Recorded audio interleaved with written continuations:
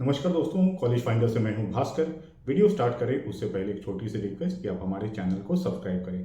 हम काफ़ी informative content लेके आते हैं जिससे आपको एडमिशन, काउंसलिंग और कॉलेज के साथ फी नेगोशिएशन में काफ़ी सपोर्ट मिलेगी। तो do subscribe to our channel. दोस्तों, नीट पीजी 2024 का अब राउंड 3 स्टार्ट होने का टाइमलाइन आ चुका है और इसके साथ साथ जो टाइम आया है वो कट ऑफ रिवीजन का भी। जो नॉर्मल प्रीवियस ट्रेंड हम देखेंगे तो राउंड 2 के बाद कहीं ना कहीं हर साल कट ऑफ नॉर्मली रिवाइज हो जाता है। कितना रिवाइज होता है ये सब्जेक्ट टू डिबेट है। ये एनएमसी और एमसीसी ही इस पर कॉल ले सकती है। वेरियस रूमर्स मार्केट में हैं। कोई 0% बोल रहा है, कोई 20 बोल रहा है, कोई 30 बोल रहा है, लेकिन ये सब अभी स्पेकुलेशन ही है। रियलिटी किसी को नहीं पता। जब तक नोटिफिकेशन नहीं आता है तब तक ये सारे स्पेकुलेशन ही रहेंगे। एक बार नोटिफिकेशन आ जाता है तो हम सबको पता चल जाएगा कि एक्चुअली कितना कट ऑफ रिवाइज होने वाला है, हो रहा है या नहीं भी हो रहा है। दोनों चीज़ें हैं, तो हमें नोटिफिकेशन का वेट करना चाहिए। कहीं ना कहीं प्रीवियस सिनेरियो देखने से ये तो लगता है कि कट ऑफ रिवाइज होगा, लेकिन कितना होगा ये अभी किसी को भी नहीं पता। बहुत जल्द नोटिफिकेशन आ जाएगा और हम सब की जो दुविधा है वो क्लैरिटी में आ जाएगी। सपोज करिए कट ऑफ रिवाइज हो गया तो उसके बाद है कि कहाँ कहाँ आपको रजिस्ट्रेशन करना चाहिए, किस किस स्टेट को टारगेट करना चाहिए, कहाँ सीट मिलने की पॉसिबिलिटी आपकी सबसे ज़्यादा रहेगी।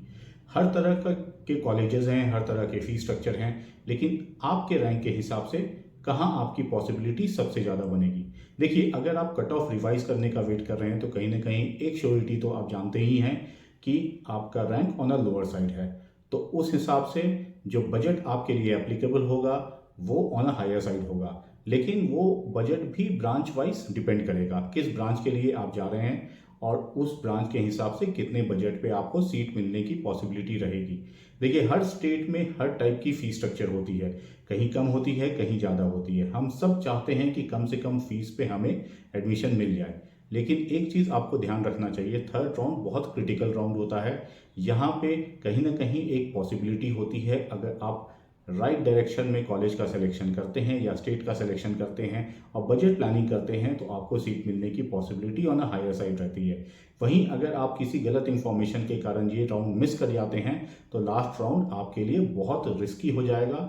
लास्ट राउंड क्योंकि नॉर्मली 4 राउंड ही एमसीसी निकालता है, स्पेशल स्टे राउंड का इनिशियल नोटिफिकेशन नहीं आता है। हालांकि हर साल स्पेशल स्टे राउंड होता है, लेकिन वो लक वाइज डिपेंड करेगा कि वहां तक आपको जाना चाहिए या नहीं जाना चाहिए। अगर एक प्रॉपर प्लान्ड वे में आप काउंसलिंग को अप्रोच करना चाहते हैं कट ऑफ रिवाइज होने के कारण, तो आपको एक रियलिटी पता होनी चाहिए कि कौन सा स्टेट है जहां आप अप्लाई कर सकते हैं और कहां सबसे ज़्यादा प्रोबेबिलिटी रहेगी आपको अलॉटमेंट आने की।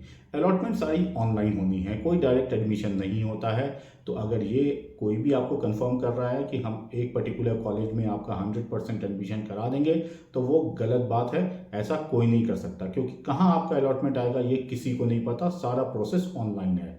कट ऑफ रिवाइज होने के बाद एक और पैरामीटर का आपको ध्यान रखना चाहिए कि आप मैनेजमेंट कोटा सीट पे जाते हैं या आप एनआरआई सीट को ऑप्ट करते हैं। अगर आप एनआरआई सीट पे जा रहे हैं तो बहुत सारे ऐसे स्टेट हैं जहां पे आपके लिए पॉसिबिलिटी बन जाएगी, लेकिन अगर आप मैनेजमेंट कोटा सीट पे जा रहे हैं तो बहुत रिस्ट्रिक्टेड रहेगा।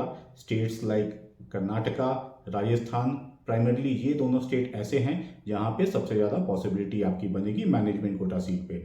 कर्नाटका एक ऐसा स्टेट है जहां मैनेजमेंट कोटा और एनआरआई कोटा दोनों सीट हैं। फीस दोनों की सेम होती है, फीस में कोई डिफरेंस नहीं होता, लेकिन एनआरआई कोटा में की जो परसेंटेज ऑफ सीट अलॉटमेंट है वो 15% है।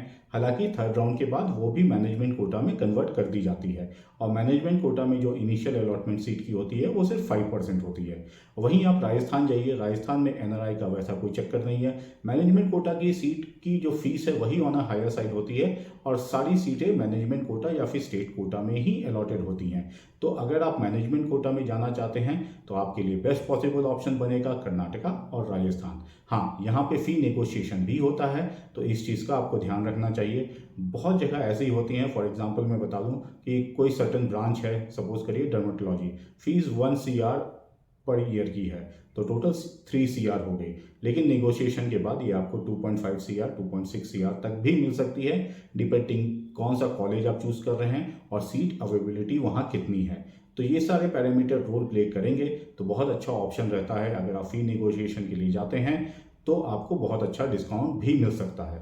अगर आप एनआरआई कोटा सीट पे जा रहे हैं तो एक चीज़ का ध्यान रखिए, आपका एनआरआई डॉक्यूमेंट ऑथेंटिक होना चाहिए। कोई भी फेक एनआरआई डॉक्यूमेंट अगर आप बना रहे हैं और उस बेसिस पे एडमिशन ले रहे हैं तो बहुत रिस्की सिनारियो है। पता चला पैसे भी गए, एडमिशन भी गई और हो सकता है लीगल केस भी आपके ऊपर हो जाए, क्योंकि फॉल्स डॉक्यूमेंट, फॉल्सिफाइड डॉक्यूमेंट आपने फर्निश किया है। तो बहुत केयरफुली सोच समझ के जो भी डॉक्यूमेंट अप्लाई करिएगा। अगर ऑथेंटिक है, जेन्युइन है आपका, तभी अप्लाई करिए, नहीं तो एनआरआई डॉक्यूमेंट यूज़ मत करिए। हालांकि अगर आप एनआरआई डॉक्यूमेंट यूज़ करते हैं तो बहुत सारे स्टेट में आपके लिए ऑप्शन बन जाता है, उसमें फिर ऑप्शन काफ़ी ह्यूज हो जाते हैं आपके लिए। स्पेशली डीम्ड यूनिवर्सिटी, जितने भी डीम्ड यूनिवर्सिटी हैं मैक्सिमम में एनआरआई कोटा की सीट अवेलेबल रहती हैं, वहाँ भी आप ट्राई कर सकते हैं। स्टेट्स लाइक वेस्ट बंगाल हो गया, बिहार हो गया, ये सब ऐसे स्टेट हैं जहाँ पे ऑप्शन आपके लिए आराम से बन जाएगा। इनफैक्ट कर्नाटका, तमिलनाडु, ये भी ऐसे स्टेट हैं जहाँ पे ऑप्शंस आपके लिए बनेंगे। तो एनआरआई डॉक्यूमेंट के थ्रू अगर आप जाते हैं, एनआरआई कोटा सीट के थ्रू आप जाते हैं, तो आपके लिए पॉसिबिलिटी काफ़ी हाई हो जाती है और अलॉटमेंट आने के चांसेस काफ़ी हाई रहते हैं, क्योंकि नंबर ऑफ ऑप्शंस आपके लिए इंक्रीज हो जाती है। अब ब्रांच वाइज बजट का एक सिनेरियो मैं आपको दे दूं कि किस बजट पे सबसे ज़्यादा पॉसिबिलिटी आपकी बन सकती है। सपोज करिए आप रेडियो डायग्नोसिस लेना चाहते हैं और कट ऑफ रिवीजन के बाद आप क्वालिफाई हो चुके हैं, तो रेडियो डायग्नोसिस किसी भी अच्छे कॉलेज में आपको 2.7 CR से ऊपर ही मिलेगी। वहीं डर्मेटोलॉजी की बात करें तो 2.5 CR से ऊपर रहेगी। वहीं अगर आप जनरल मेडिसिन देखते हैं तो वो 1.8 1.9 CR प्लस ही रहेगा, उससे नीचे नहीं मिल पाएगा। वहीं सर्जरी की बात करें तो 1.4 1.5 CR का बजट हो सकता है, और ये सारे मैं 3 इयर्स की बात कर रहा हूँ। ऑर्थोपेडिक आपका 1.8 से स्टार्ट होगा। ओबीजी की अगर बात करें तो ओबीजी की डिमांड क्योंकि ज़्यादा होती है तो इसका बजट कहीं ना कहीं आपको 2 CR के आसपास आ जाएगा। वहीं पीडियाट्रिक की अगर बात करूं तो पीडियाट्रिक भी 1.8 CR प्लस ही जाएगा, that is 60 lakhs per year का हिसाब किताब। वहीं अगर आप ईएनटी या ऑप्थल का ब्रांच चूज करने वाले हैं तो ये 1.2 1.4 CR के बीच में वैरी करेगा। वहीं अगर आप एनेस्थेसिया देखते हैं तो 1 CR से 1.2 CR के बीच में आपको ऑप्शंस मिल जाएंगे। अब ये जितने भी मैंने ऑप्शंस आपको बताए हैं, ये नेगोशिएटेड फ़ी पे जो ऑप्शंस होते हैं वो बताए हैं।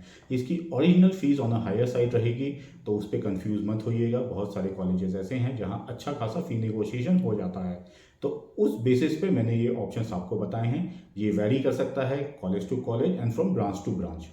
इसके रिगार्डिंग और भी कोई डिटेल इन्फॉर्मेशन आपको चाहिए तो आप हमारे गिवन नंबर पे हमसे कनेक्ट कर सकते हैं। अगर आपको कॉलेज में एडमिशन के रिगार्डिंग या फिर फी नेगोशिएशन के रिगार्डिंग कोई भी हेल्प चाहिए तो भी आप हमसे कनेक्ट कर सकते हैं। और लास्ट में एक छोटी सी रिक्वेस्ट, अगर आप वीडियो यहाँ तक देख चुके हैं तो प्लीज़ चैनल को सब्सक्राइब करें, वीडियो को लाइक करें और ज़्यादा से ज़्यादा शेयर करें। Thank you so much guys and best of luck.